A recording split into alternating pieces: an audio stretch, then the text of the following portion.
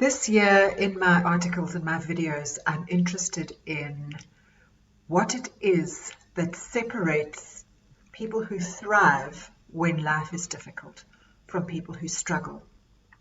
Because life is difficult for everybody.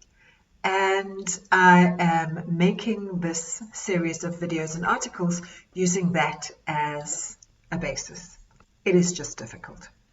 So people who thrive, one of the things that they do is they make a contribution. They really are contributors in every aspect of their lives. And let's think about what this means. First of all, they're contributors at work. They go above and beyond what's expected. They develop themselves in order to be able to take on more responsibilities. They put their hands up for special projects. They learn from their mistakes. They take personal responsibility for their performance. They are seen, not because they want the brownie points that go with being seen. They are seen because they make a contribution. They make a difference. They give of themselves. They extend themselves. The second area of their lives where they make a contribution is in their intimate relationships. They don't take these relationships for granted. They recognize that if a relationship is to thrive, one needs to give of oneself. In your most important relationship, which would be your marriage, your partnership, giving of yourself is about making the other person feel seen, making the other person feel special.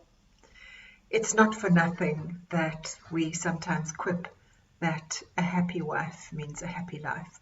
Essentially what that means, it actually cuts both ways, by the way.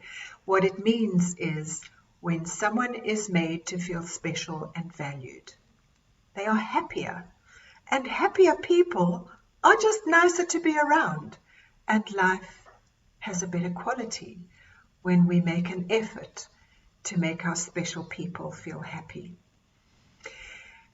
The third area, it's also to do with intimate relationships, is that people who thrive are very active parents. They recognize that their job as parents is to send out into the world capable, confident adults who make a contribution. So they are active in their children's lives. They actively develop their children's values and value systems. They coach and guide their children so that they are able to have tricky conversations, take charge of situations. They teach them how to deal with bullies, as opposed to jumping in and asking everybody else to deal with it. And why is that important? Because one day they will go into the world of work, and if they've never learned to deal with a bully, they're going to meet those bullies at work.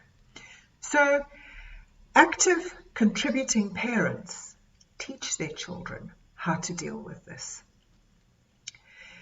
They also make an effort in their social relationships. They realize that social relationships require a certain amount of effort.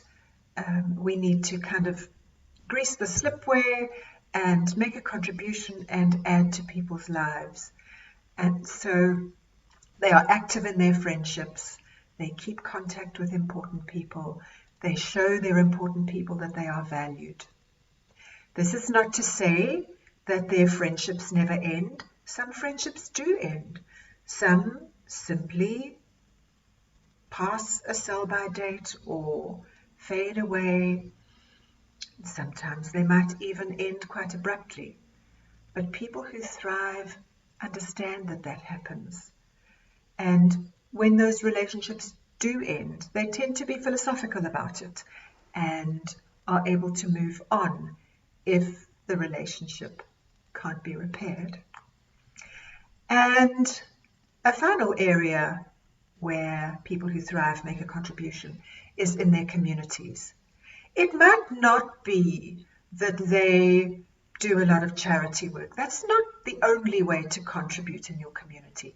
It could simply be that they take responsibility for how their own property appears, that they pick up litter in their own local area, that they support their neighbors, that they get involved in ratepayers associations or neighborhood watches, but they are active community members. So an area to pay attention to if you want to be one of those people who thrives even when life is difficult is, in which areas of your life are you coasting? And what better contribution could you make? Could you be a better contributor in your work team? Could you get more involved in your community? Could you make more effort with your friendships?